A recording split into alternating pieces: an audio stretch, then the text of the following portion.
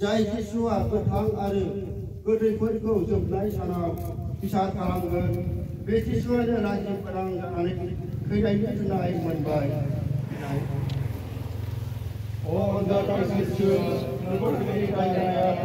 खामानि नङा नाथाय आंनिनो खावलायो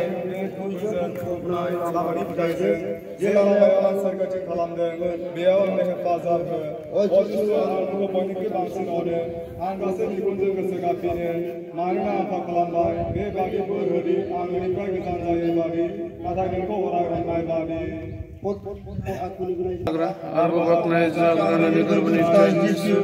अवतार मरियम ईश्वरनि बिमा जोंखौ होनो थाखाय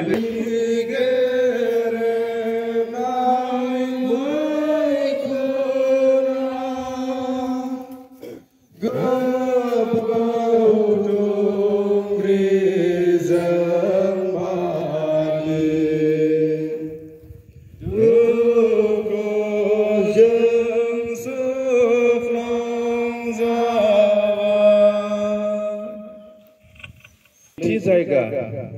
जिसुआ क्रुस दंफां बानो जादों जों नोंखौ खुलुमो ख्रिस्ट नोंखौ बाख्नायो गावनि गोथार क्रुसखौ थैनाय जाहादरखौ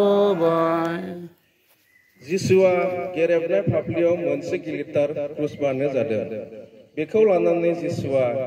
गोगोमैनो आरो रंजानायजोंनो थांदों क्रुसजोंनो बियो हादरखौ फोथांगोन बिनाय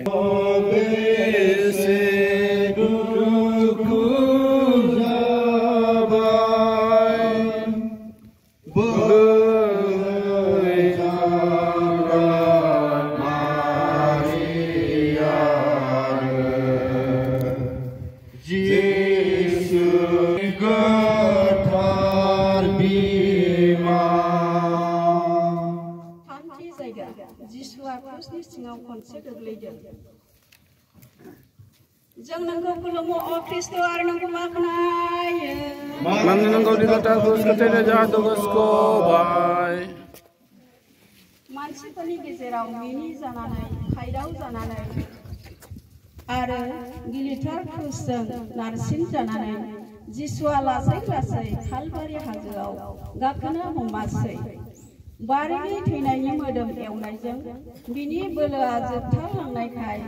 गाराय आरो सौजानायजों बिहा साबाय थानायखाय थैहाबनानै बियो हायाव गोग्लैयासै बिनाय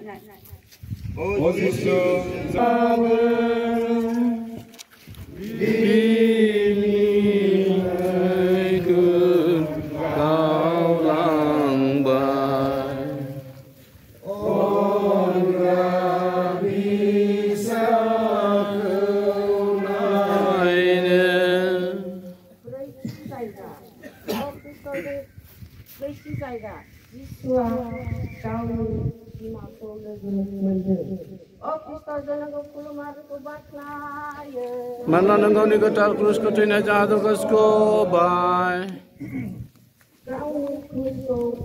आरोबाव बाननानै आरो सिगांसिननिख्रुइ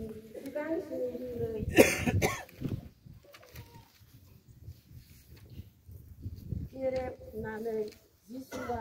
सिगां थाबायदों बिमा आरो फिसा लोगो मोनलायदों